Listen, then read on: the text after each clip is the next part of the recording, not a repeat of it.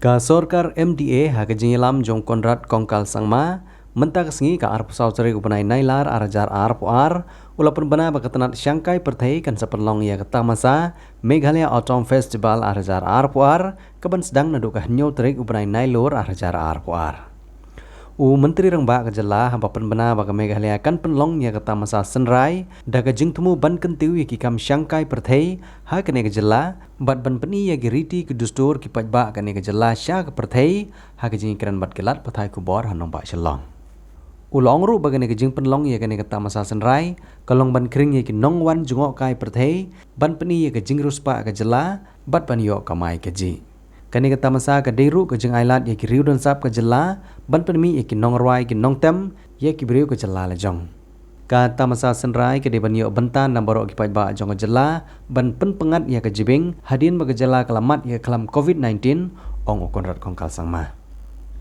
Shushu ulai thuru ba ke jing Pynlut ha kani Tamasa Synrai kan long kumba hadu khat san Klur teka leng ba jong tanat tourism Menteri Rengba ulong ru bagi Sorkar kan pensilur ya ki pajba banbu ya ki yeng basa bat ke Sorkar kan irap hadu 90% na ke jenglut bat hadu menta ki don lais pa teli ki application bat onda ladap ban senalut ya ki ne ki yeng basa ka jela kan sedon ha preng san hajar hadu 100,000 teli ki kamera ban sawai ki nongwan cungokai bertai ban wan simbenta ha kan Tamasa Synrai Ulong ru bagi jela kan yo ban lum ya ke khajana ha preng san bat Klur tengka sisnem na ke GST bat ke Sorkar kan bu ya ke thong ba on dala de barok ki ying basa ke Sorkar kan yo lum khajana hadu nyo pesan Klur sisnem kawai ke bakam pala ha kan Tamasa kalong ba on penlong ya ke jing kop king ling hapung umyam bat hadu 1000 san spa teligi ling kenda on pelon kam hak ti ke jing kop da ke jing trailang bat ke sipai Ulai tu robo on penlong ya kene Tamasa haki kendai sengi lenter bat na bentagi tiket bandrung sya ke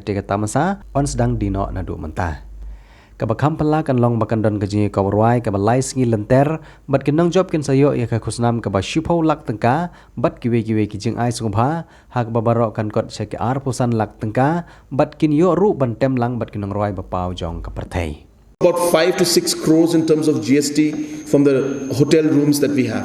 Once we finish all these different hotels and things, we will be roughly estimating and getting about 75 crores only from the GST for service, GST from the hotel rooms. These are the kind of economic activities that happen, and on a time-bound manner for any government, one has to obviously, elections play an important role. One cannot deny it. But is it just being done for the election? Absolutely not. It's part of a very, very long-term plan and goal, and we intend to continue it. And just so happens that election is next year, but yeah, that's how it is. So as I said, we have events starting all the way from October 13th, which is going to be the Mega Kayak Fest. Then we have, that will be from October 13th to 16th. Then again on October 29th, the Autumn Festival. Then again on October 30th, we'll start with the Northeast Olympic Games. Then November 2nd, we'll have the Umyam Boating Regatta. We have November 4th, we'll have the Hills Festival. Then the Mega, the Cherry Blossom will be a 9-day event with starting from 17th to 26th of November. Then we have the Megong Festival, which will come sometime in December, first week. Then the Film Fair again will be in the second week of December. So it's a continuous event from October, November to December.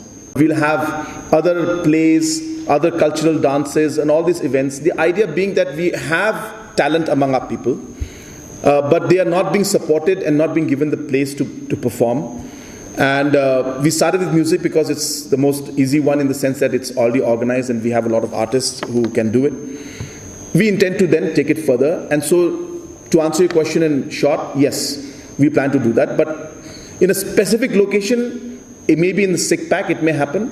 But the theme of culture is an integral part of the entire strategy of the tourism sector and the government in terms of what we'll do in tourism. There is no specific plan to plant trees all the way from Shillong to Tura. There's no plan like that. But obviously we would want to ensure that wherever we are going to construct new roads and wherever the tourist flow is there, wherever the areas which we can build up, it's an area which we are encouraging and we want this to. But if you ask me specifically, are we going to go for a roadmap plan? We did few avenues. We have done few avenues, and so there are certain areas which we feel like if you go to Japan and all, these are places where the model has already been set. So it's not like the whole road of 300 kilometers is full of cherry blossom. There are certain paths, footpaths, certain roads, 100 meter, 200 meter sections where the complete cherry blossom trees are there. Those kind of things have already been initiated. And it's being done at different levels and different scales, but no, there's no plan to plant all the way from Shillong to Tura. Numbers with me right now, but I can tell you just from just a ballpark kind of a figure, not figure also, but I think that the flow has been much higher compared to the past many years. There's a huge boom in tourism, and a lot of people from the national market, from the different metros of the state of the country, a lot of them who used to go abroad, have started, visiting different parts within the country itself. So it's been very positive impact, and we've seen large tourist flow, and we expect that more will come. And we're trying to, in fact, that's the reason why there's so much of pressure. So am I saying that there's no problem? I'm not at all. There is a problem with a large number of tourists coming in.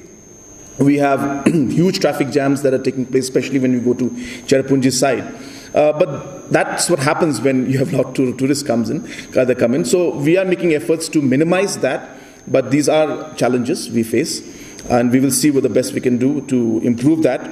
But as I said, we expect the tourist flow to increase much more than what it was before. Now that COVID has reduced to a large extent, and even the cases that are there are not very complicated and are not so serious, we see that there's a huge opportunity that is there, and we strongly feel that we should not miss out this opportunity. Well, it happens to be that elections are also there. But that is not what has driven us to make this decision. The driving factor is that we have always said that tourism is something that's important. And yes, elections are always a good thing. Let me just tell you this, we shouldn't look at it negatively. What election does is tells us that we have to work within a time frame. We have to deliver within 5 years. And that's the reason why we are delivering the Taj Hotel by September 7th. We made a promise and we're doing it. So like that, there are many areas which, ensures that a government sticks to that time frame. And yes, if the election motivates and ensures us to be able to achieve that goal and to be able to help the people and improve the overall economic lives of the people, I see nothing wrong in it. Ultimate goal is to help the people. And so if you are saying that it's that we are looking at it from that point of view, I'll leave that to your decision. But as I said, what is motivating us is the fact that we see an opportunity and we feel that the tourism sector has to grow, and therefore these events are important, and these are going to continue every year. So it's not that we're just going to do it now and stop next year. So we'll ensure that these kind of events keep growing, and tourism becomes a huge and more important part. If you have read my speech when I gave for the budget speech, where I mentioned that we need to be in the top 10 states, and I told you that when I say that I want to be in the top 10 states, it doesn't mean we're just making a statement. We have a plan on how we want to do it. To reach the top 10 states, to have certain areas where we need to improve our numbers of our entire branding. So therefore, the element of culture will be there in everything we do. So cultural events will be taking place even in the International Film Festival. Cultural events will be taking place in the Omiyam Boating Festival also. So the cultural aspect will be there in all the events. But to answer your question, if there's going to be a specific location where people can go.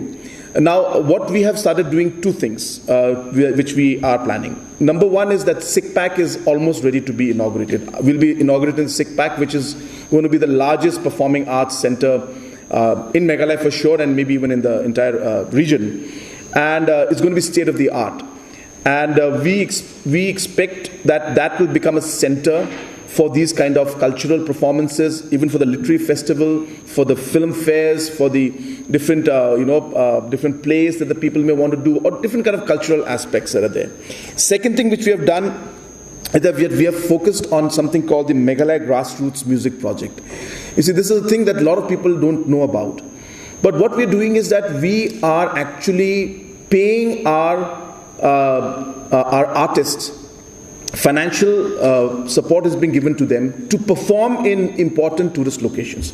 So if you go to many tourist locations and important spots throughout the state, you suddenly see the band performing out there.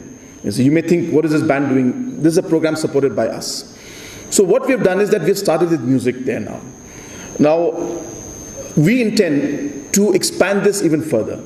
So tomorrow, we would want that, say, suppose we put up a small amphitheater or some kind of performing place in, say, Watts Lake.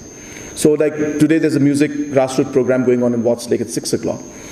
Tourists will know that every Friday night, there is our evening, 6 o'clock, there is always a play on the, on the history and the culture of the state.